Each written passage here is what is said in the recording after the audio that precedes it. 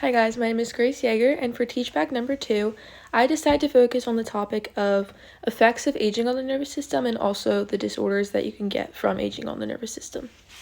Okay, to start, we're going to just give a brief overview of brain activity from youth to elderly. Okay, so as a kid, your brain is constantly growing every day, you're constantly learning new information, so your ability to think and reason will steadily increase, and also you will be learning complex skills. As an adult, you've already learned the complex skills, you can put them to use, you can still learn new information, and you can think and reason pretty well. Once you start tiptoeing into the 40s stage, your brain will actually begin to shrink, and once you reach full elderly, your brain function will begin to decrease, and we'll talk about that next. Okay, so what actually causes the brain functions to decrease as we age? So as I stated, in the 30s to 40s, the brain begins to shrink, and I was shocked by that number. I thought it was actually older. That's a lot younger than I expected. More specifically, your hippocampus, which is in charge of learning and memory, and your frontal lobe, which is in charge of movement, will decrease the most. It'll become the smallest. As well as that, our cerebral cortex thins with age, and that will lead to fewer connections and slower cognitive functions. Also, myelin shrinks with age, and myelin is found within the white matter in the brain, so that could actually affect all four lobes, the frontal, occipital, temporal, and parietal, and it could also affect the limbic system.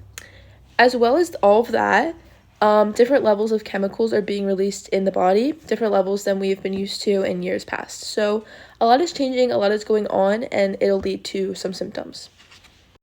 Okay, so the symptoms that occur, if you've worked with elderly before or you have grandparents, I feel like you can kind of see it happening when they just can't really recall stories or have trouble finding the words that they want to use. It is due to all of the things that I stated previously, but the short-term memory and ability to learn new information will tend to be the first thing to go. Then your vocabulary and word usage will start to decrease. You'll be forgetful of words. Your reaction time and performance tasks will become slower, and it will be hard to recall information, and it will also be difficult to multitask. So with that, there are some neurological disorders that can occur with aging, so let's get into that. Okay, so dementia is an overall umbrella term for all of the different disorders. It's just an umbrella term for memory loss, language issues, problem solving, and other thinking abilities due to aging. And there are different types of dementia. Alzheimer's, the most common, vascular, Lewy body, frontotemporal, and Huntington's. So dementia is definitely a very hard thing to deal with for family members, for the person actually going through it. It can lead to forgetfulness, forgetting who your family members are, which is really sad to go through. And those with these things are actually having a higher risk of getting dementia. People who have depression, medication side effects, excessive use of alcohol, and I think also drugs can go in there, vitamin deficiencies, and thyroid problems. If you have those, you are at a more likely risk to develop dementia.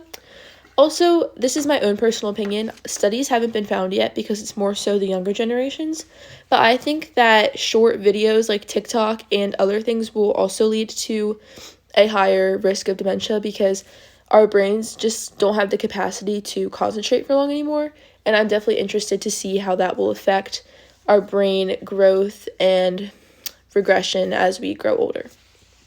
So as I said, Alzheimer's is the most common type of disease of dementia, and it is not a normal part of aging. Yes, all these things happen when you get older, but Alzheimer's specifically is not. And scientists are unsure where Alzheimer's stems from in the brain, but they know that as it travels along, it kills all of the cells, and that leads to irreversible damage. And as we age, this is normal for everyone, we will form plaques and tangles within the brain, but those with Alzheimer's specifically, they're formed in a pattern, versus with a normal brain, they're not formed in a pattern. They haven't really distinguished the connection between that and Alzheimer's yet, but they know it has something to do with it. Then here's just an image of a healthy brain, nice and big, and then the Alzheimer's brain is really tiny. So I wanted to end this slideshow on a more positive note because, yes, although those are the natural processes, we'll start to lose memory, words. There are ways to stay sharp as you age. So number one is staying active. I found that it reduces blood pressure, which somehow ends up reducing the risk of dementia. So staying active, eating brain healthy foods. I did some research, and fish, veggies, berries, and walnuts are the best for your heart and your brain. Staying social, and obviously this one's the most obvious, exercising your brain from hobbies, learning a new language, learning a new instrument, crosswords, puzzles, reading, just anything to keep your brain stimulated. Okay, and then this is my Works Cited, and thank you for watching this. I had a really good time this semester. I feel like I learned a lot, and I feel prepared to continue my degree in nursing and eventually go on to PA school. So thank you so much for all the help, and yes, I hope you learned something.